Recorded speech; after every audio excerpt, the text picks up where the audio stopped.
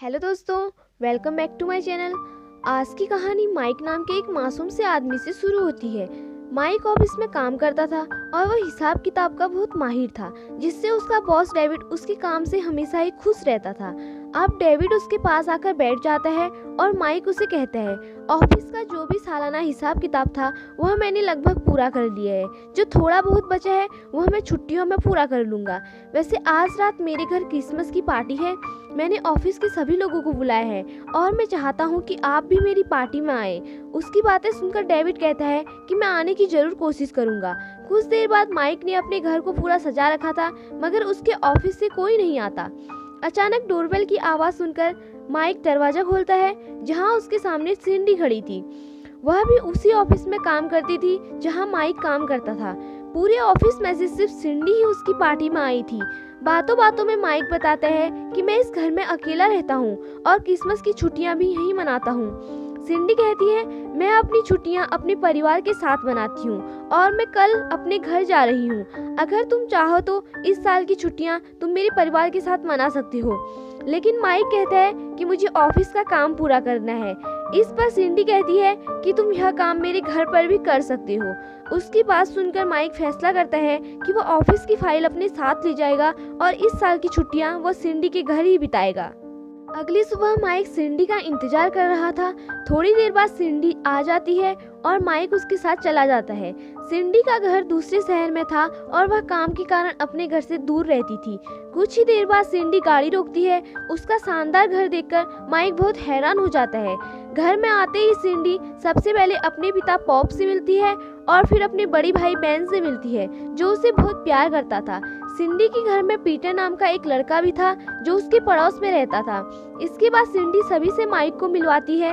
आखिर में सिंडी की दादी भी आकर माइक से मिलती है, जिसका नाम मारिया था। थोड़ी ही देर बाद सभी लंच करने लगते हैं। लंच में मीट बना देख माइक उस पर टूट पड़ता है। लंच के बाद पॉप माइक को मीठी लस्सी पीने को देता है। अब माइक खड़ा होकर कहता है, मैंने इतना प्यारा परिवार और इतना स्वाद खाना कभी नहीं देखा। आप लोगों से मिलकर मुझे बहुत खुशी हुई। मीठी लस्सी जिंदाबाद। तभी उसका बॉस डेविड भी वहां आ जाता है। दरअसल माइक को नहीं पता था कि यह घर डेविड का भी है और सिंडी डेविड की बहन है। सिंडी और डेविड का यह राज ऑफिस में किसी को पता नहीं था। अचानक माइक बेहोश होकर गिर जाता है, क्योंकि उसकी लस्सी में बेहोशी की दवा मिलाई हुई थी। कुछ देर बाद माइक को धीरे धीरे होश आ जाता है, जिसके हाथ पैर बंधे हुए थे, और वो उठकर मदद के लिए चिल्लाता है। लेकिन वहां मौजूद 3 लोग उसे रोकते हैं। इस तहखाने में जॉर्जिया नाम की लड़की, टोनी नाम का लड़का और मैक्स नाम का आदमी कैद था। जॉर्जिया माइक से कहती है कि अगर तुम ज्यादा चिल्लाए तो वो सबसे पहले तुम्हें ही मार देंगे। उसकी बात सुनकर माइक बहुत डर जाता है। तभी तहखाने में बेन आता है और वह आकर पहले मैक्स को आजाद करता है और फिर उसे दूसरे कमरे में लाकर काट डालता है। मैक्स की दर्दनाक चीखें सुनकर माइक बहुत डर गया था और तभी डेविड आकर कहता है, तुम मेरे साथ चलो माइक। अब वो उसे ऊपर लाकर कहता है, मुझे तो लगा कि तुम घर में रहकर ऑफिस का काम पूरा करोगे, लेकिन तुम तो मेरी चालाक बहनों की बातों में फंसकर यहाँ आ गई।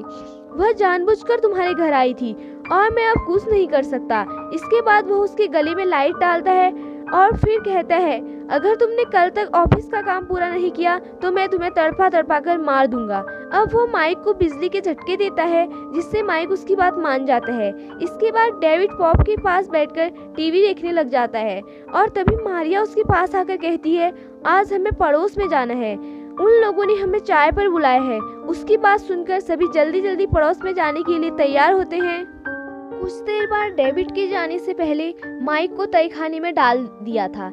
अब सभी कैदी जहां से निकलने के बारे में सोच ही रहे थे कि तभी पॉप और बेन अंदर आ जाते हैं। वह आते ही टोनी को पकड़ लेते हैं और उसे दूसरे कमरे में लाते हैं। अब दोनों दरिंदे बनने के लिए तैयार थे और बेन देखते ही देखते टोनी की टांगें काट देता है। बेचारा टोनी चीख चीख कर बेहोश हो गया था। तभी डेविड माइक को फिर से ऊपर ले आता है ताकि वह ऑफिस का काम पूरा कर सके। अब पूरा परिवार पॉप की बीबी को याद करने लगता है कि वह कितना जायकेदार खाना बनाती थी।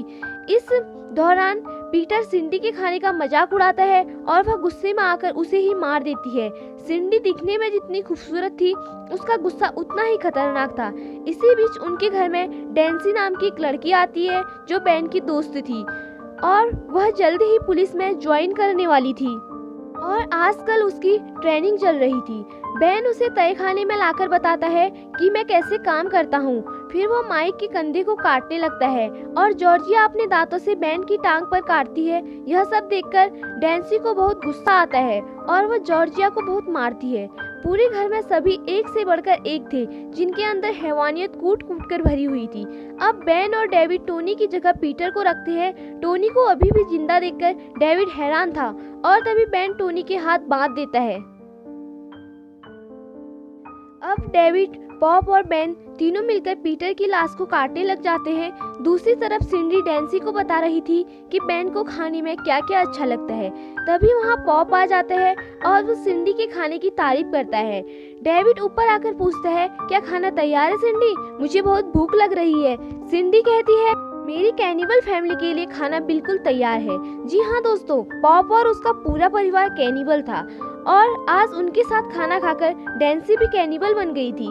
डैन्सी बेन को बहुत प्यार करती थी और जल्द ही इस घर की बहू बनने वाली थी। अगले दिन सुबह टोनी किसी तरह अपने हाथ खोलने में कामयाब हो जाता है। टोनी की टांगें आजाद थी और उसके हाथ कोई नुकीली चीज लग गई थी। वह माइक को आजाद करता है जबकि जॉर्जिया की हालत बहुत खराब थी। वह इन दोनों को यहाँ से चले जाने को कहती है ताकि वो उसके लिए मदद ला सके। अब उसे माइक और टोनी धीरे धीरे ऊपर आते हैं। टोनी ने तहखाने से पैसे उठा ली थी। दोनों छुप छुप कर आगे बढ़ रहे थे। दोनों को जल्दी ही पता लग जाता है कि बाहर जाने वाला दरवाजा लॉक नहीं किया गया। घर के ज्यादातर लोग सो रहे थे और इसी बीच डैन्सी घर से चली जाती है और वह बाहर आकर अपनी गाड़ी में बैठती है क्योंकि उसे ट्रेनिंग पर जाना था। अचानक तभी पीछे छुपा हुआ टोनी उस पर कई वार करता है। टोनी के अंदर इतना गुस्सा था कि वह डैन्सी को मार देता है। अब टोनी और माइक गाड़ी से बाहर आते हैं, जिसके बाद माइक डैन्सी को देखता है। डैन्सी का चेहरा देखकर उसे जॉर्जिया की याद आती है। टोनी उसे यहाँ से चलने को कहता है, लेकिन माइक कहता है कि हमें नहीं पता कि यहाँ से पुलिस स्टेशन कितनी दूर है। आसपास के घरों पर यकीन करना हमारे लिए सही नहीं है। क्या पता वह भी कैनिबल हो। पीटर इनका पड़ोसी था जो इनका साथ दे रहा था। इन लोगों का क्या पता, जब तक हम पुलिस के पास नहीं पहुंच जाते तब तक यह लोग जॉर्जिया को मार सकते हैं। हमें जॉर्जिया को बचाना होगा। इसके बाद वह दोनों घर की तरफ बढ़ते हैं ताकि हर हाल में जॉर्जिया को बचाया जा सके। अब दरवाजे की बेल बजती है, जिसे सुनकर मारिया दरवाजा खोलती है और तभी टोनी उसके चेहरे पर कई वार करता है। उसने मारिया को बेहोश कर दिया था और बाकी का काम माइक पूरा कर देता है। तभी वहाँ पॉप भी आ जाता है और माइक उस पर इतने वार करता है कि वह भी मर जाता है। अब वहाँ सिंडी, डेविड और बेन आते हैं, जिसके पास जॉर्जिया थी। डेविड माइक से और बेन टोनी से लड़ने लग जाता है। इसी बीच जॉर्जिया भी उठकर डैन्सी से लड़ने लग जाती है। इस लड़ाई के दौरान माइक और टोनी अलग हो जाते हैं ताकि वह अच्छे से लड़ पाए। अब पूरे घर में बहुत शोर शराबा हो रहा था। हर कोई एक दूसरे को मारना ही चाह रहा था। जॉर्जिया ने किसी तरह सैंडी को रगड़ दिया था, लेकिन बेन ने टोनी को मार दिया था। माइक डेविड को बहुत मारता है और फिर उसके गले में लाइट बांध देता है। फिर वह जल्दी जल्दी लाइट को प्लग में डालता ही है कि तभी बेन उसकी तरफ बढ़ता है। अचानक जॉर्जिया आगे आकर बेन की छाती पर वार करती है और तभी माइक डेविड पर लस्सी फेंकता है। लस्सी के कारण डेविड जलकर मर गया था। दरअसल पॉप और उसकी पूरी फैमिली कैनिबल थी। पूरा परिवार जब भी इकट्ठा होता था तो इंसानी मांस खाता था। पॉप के पूर्वज भी इंसानी मांस खाते थे और यह परंपरा पॉप ने भी जारी रखी थी। कहानी के आखिर में सिर्फ माइक और जॉर्जिया बचते हैं जो घर से बाहर आ चुके थे। उनकी हालत देखकर आसपास के लोग इकट्ठा हो जाते हैं और वह पुलिस को फोन करते हैं। हमारी वीडियो देखने के लिए धन्यवाद। प्लीज हमारे चैनल को सब्सक्राइब करें। मिलते हैं अगली वीडियो में, तब तक के लिए नमस्कार।